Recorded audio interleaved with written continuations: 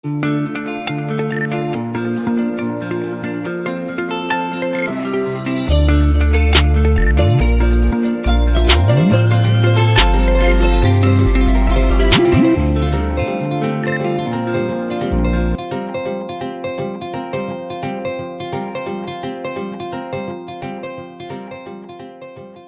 alamisa ye novembre kalo tile 28 san 2024 aw minnu sɔgɔlen bɛ aw ka jabaraniso la an ka foli bɛ aw bɛɛ lajɛlen ni aw ka kunnafoni wagati selen bakuruba kunnafoniw na waleya cɛjugu min kɛra an sɔngo gari la an da bɛna don la fo ka taga se an ka fintigilakaw ye kɛlɛkɛminan kura min sɔrɔ ni o ye drone an da bɛna don o la kɔkan kunnafoniw olu bɛna lase aw ma aw bisimila.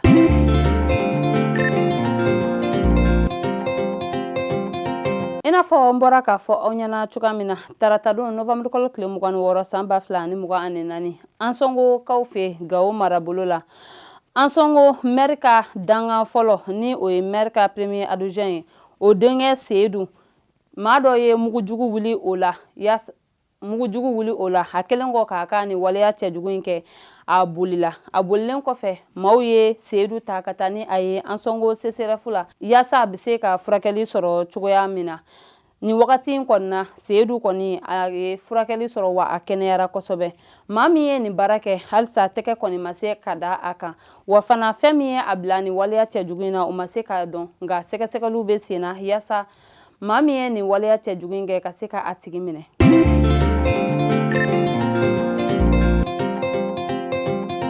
Tarata don novembre kalo tile 26 san 2024 aéroport international Bamakɔ Senu min tɔgɔ dalen bɛ Ala ma hinɛ na an ka jamanakuntigi kɔrɔ Modibo Keyita la an ka fintigilakaw ye kɛlɛkɛminan kura sɔrɔ ni o ye drone de combat A15 ye min dilanna Turkiw ka cakɛda fɛ ni o tɔgɔ ye Baykar ye minnu ka baara bɛnnen bɛ TBD o fana dilanni ma a jirala ko ni kɛlɛkɛminan in na an ka fintigilakaw dɛmɛ kosɛbɛ bamanci wale kɛlɛli la wa ko min ye altitude supérieure 11 km ko a bɛ se ka o de boli a jirala ko ni kɛlɛkɛminan min dira u ma ko fangaba de bɛ a la wa ko a bɛ se ka heure 24 kɛ baara la a jirala fana ko min ye bɔmu ye min kilo bɛ taa 300 ɲɔgɔnna na ko a bɛ se ka o ta ko a n'an ka fintigilakaw dɛmɛ ka bamanci wale ka o kɛlɛ ka bɔ an ka jamana kɔnɔna la ni kɛlɛkɛminan kura min nalen filɛ a nana an ka jamanakuntigi Général d'armée Assimi Goïta ka yamaruya de kɔnɔna la o min ka hakilina ye ka an ka kɛlɛkɛcɛw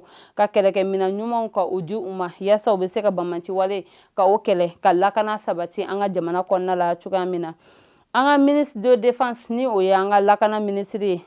Général Sadio Kamara a y'a jira ko n'i y'a ye ni kɛlɛkɛminan ninnu bɛ ka di an ka fintigilakaw ma ko sabula olu minnu ye ɲɛmaa ye u ye jamanadenw de lamɛn ni jamanadenw y'a jira ko lakanabaliya kɛlen bɛ ka u tɔɔrɔ ko o hukumu de kɔnɔna la yaasa lakana bɛ se ka sabati jamana kɔnɔna la cogoya min olu na fɛɛrɛ bɛɛ lajɛlen sigi sen kan yaasa min ye an ka fintigilakaw ye u ka kɛlɛkɛminan ɲumanw sɔrɔ ka kɛlɛ kɛ ka ɲɛ ka bamanci walew kɛlɛ ka bɔ an ka jamana fantan ani naani bɛɛ lajɛlen na ani jamanadenw bɛɛ lajɛlen bɛ se ka lafiya sɔrɔ fana cogoya min.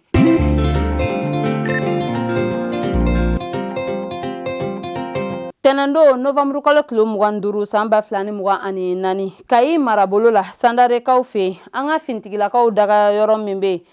bamanci wale tigilamɔgɔw ye waleya cɛjugu ta ka ɲɛsin u ma nka Ala ni an ka fintigilakaw ka wuli ka jɔ sababu u sera ka taa tuguni bamanci wale tigilamɔgɔw la u ye u ka bolimafɛn 30 ɲɔgɔnna u sera ka tɛgɛ kɛ o la ani a jirala état-major général des armées fɛ ko an ka fintigilakaw ye bamanci wale tigilamɔgɔ maa caman de minɛ u fora u ka nin waleya in na wa a y'a ɲini fana an ka fintigilakaw fɛ ko u ka u jija halisa bamanci wale kɛlɛli la wa ko min y'anw jamanadenw ye k'an ka hakili latigɛ k'u n'u seko n'u damayira bɛɛ lajɛlen kɛ yaasa lakana bɛ se ka sabati Mali fantan ani naani bɛɛ lajɛlen kɔnɔ.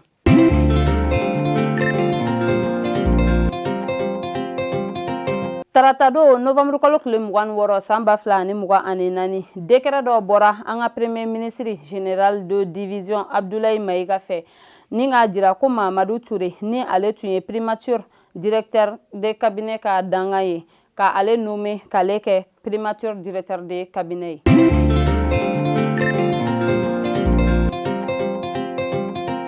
Novembre kalo tile 16 san 2024 sirakɔrɔ Mɛgɛtana ni o commissaire principal ye Sori Ibrahima Tunkara ye. Ale ni a ka cɛdenw ye tɛgɛ kɛ binganikɛla maa 2 la minnu ka baara ye ka bin maaw kan ka u bolofɛnw daragi ka bɔ u bolo. A jirala ko ni maa 2 min minɛna, kelen sisan bɛ san 24 na, kelen ale sisan bɛ san 40 na. MS ni bɛɛ lajɛlen bɛ ale dɔn Rasta la. A jirala ko don tɛmɛnenw na ale nɔyera bingani walew la min tara ka ɲɛsin sirakɔrɔkaw ani farakɔrɔkaw ma. Wa ni maa 2 u bɛ an ka kiiri tigilamɔgɔw ka bolo kan u ni ɲangini min ka kan yasa o ka da u kan. Polisiw ka ɲɛmaw ko k'u b'u ka cɛdenw fo u ka ni wuli ka jɔ in na, wa fana ko u bɛ an jamanadenw fo an minnu tɛ sɛgɛn sanga ni wagati kan an bolo di an ka finitigilakaw ma yasa banbanci wale ani bingani walew bɛ se ka dabila ka bɔ an ka jamana kɔnɔna na, lakana bɛ se ka sabati cogoya min.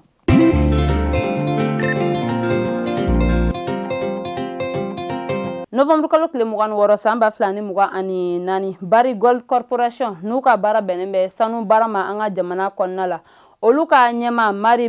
Mark Briston ale ye a jira ko kabini septembre kalo tile 30 san 2024 ko olu ka cakɛda ni an ka jamana ɲɛmaw bɛ kuma ɲɔgɔnya la yasa u bɛ se ka ɲɔgɔn faamuya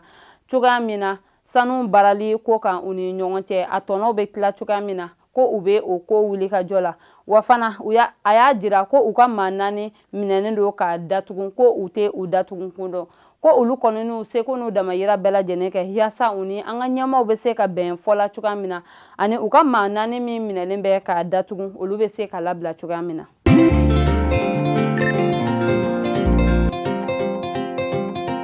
Ka kɛ ni bureau du vérificateur ka kumakan ka ɲɛsin Kanam ni INPS ma ni o de ye ko miliyari 19 tununa Kanam ni INPS ka bolo kan. Honorable Abubakar Sidiki Fɔnba ale ni a tɔw ye lasigi kɛ tarata don novembre kalo tile 26 san 2024 CNT kɔnɔna la yasa ka se ka ɲɛfɔli kɛ a ko kan.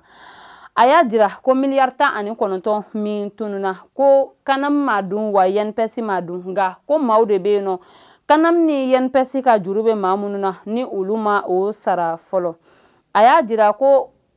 u bɛ bureau du vérificateur fo kosɛbɛ a ka ni baara in na sabula ko a bɛ wagati caman bɔ Kanam ni INPS bɛ ni kɛlɛ la, nka ko ni olu sen nana don a la ko b'a jira ko ni maa minnu bɛ ni u ka juru b'u la ko u na fɛɛrɛ kɛ k'a sara. A y'a jira ko miliyari 19 yɛrɛ tilalen bɛ cogoya min na, ko miliyari 12 o bɛ maa dɔw la Bamakɔ kɔnɔna la, miliyari 7 tɔ ko o tilalen bɛ maaw ni ɲɔgɔn cɛ minnu bɛ an ka région kɔnɔna la. O kɔfɛ a da sera fana INPS kɔnɔna la mɔgɔ ta min kɛra u ye wele bila INPS ɲɛma ma. O y'a jira ko san 2021 ka taa bila san 2022 la ko maa caman de bɛ olu taara retraite la, ko a kun ka kan ko INPS ka fɛɛrɛ sigi sen kan ka maaw ta yasa ka o maa ninnu nɔrɔ bila. Ko o hukumu kɔnɔ INPS ye o baara di cabinet ma ni o tɔgɔ ye Addis Consulting et Ressources Humaines, ko olu ye welewelemada kɛ novembre kalo tile 2 san 2022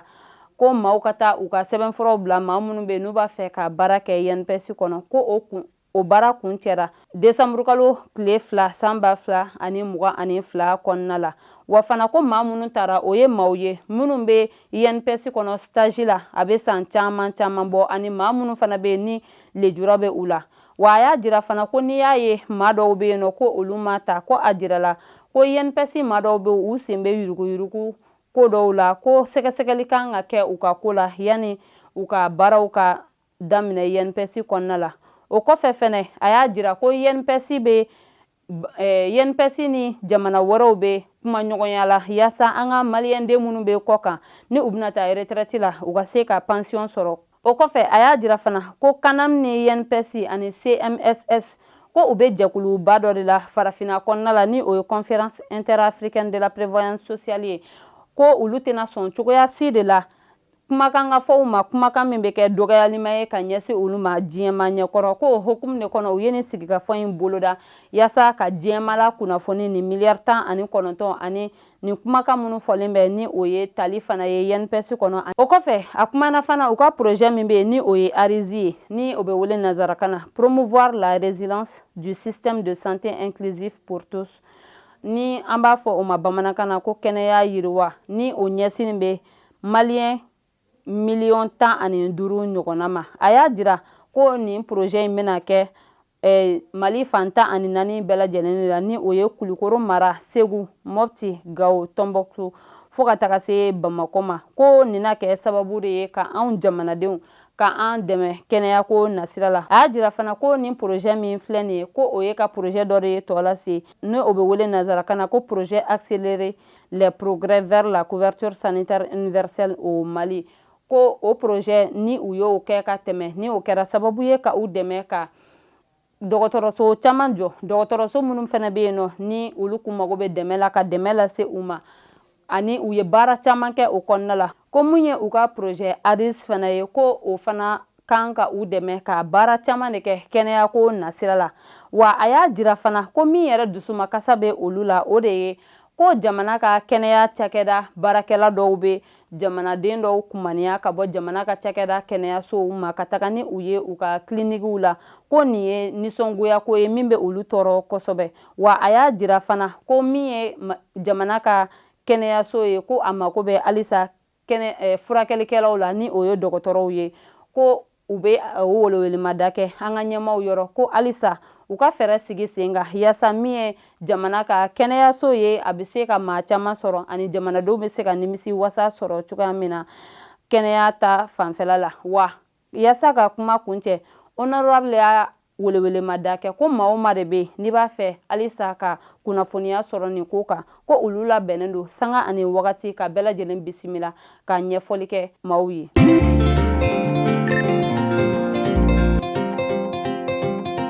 Dr Faustin Dugulil ni ale sisan bɛ san 50 la, ni ale ɲɛna tɔmɔna ka kɛ OMS ɲɛmaa ye ka ɲɛsin farafinna gun ma.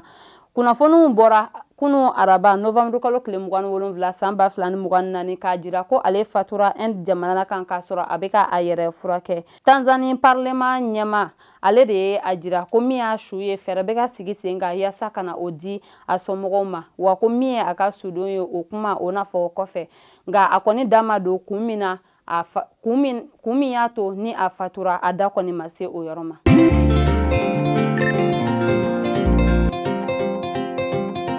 N'an bɔra an bɛ taa Burkinakaw fɛ yen. Burkina kunnafonidiso y'a jira ko novembre kalo tile 14 ka taa bila a tile 20 na san 2024 ko Burkina finitigilaw ye ta tugu Banbaci wale tigilamɔgɔw la. U ye u dagayɔrɔ caman tiɲɛ, ka u ka bolimafɛnw caman ka o tiɲɛ, fo ka taga se u ka mugujugu ani u ka esansiw tun bɛ yɔrɔ min na u ye ta tugu olu bɛɛ lajɛlen na. Ani fana u sera ka tɛgɛ kɛ Banbaci wale tigilamɔgɔw ma caman na. U ka ɲɛmaaw ye u fo kosɛbɛ u ka nin wulikajɔ in na, wa k'u b'a ɲini u fɛ u ka u jija halisa yaasa ni waleya ninnu ɲɔgɔnna o bɛ se ka caya Burkina kɔnɔna la ka Banbaci wale ka dan sigi o la.